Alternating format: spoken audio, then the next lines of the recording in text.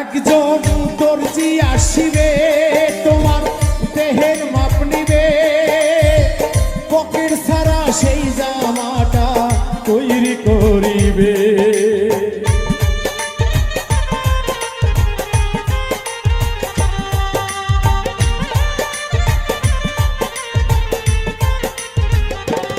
একজন দর্জি আসিবে তোমার দেহের মাপ নিবে, পকেট ছাড়া সেই জামাটা তৈরি করিবে।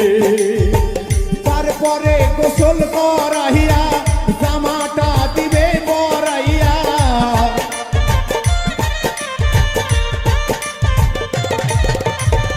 তারপরে গোসল করাইয়া জামাটা দিবে পরাইয়া।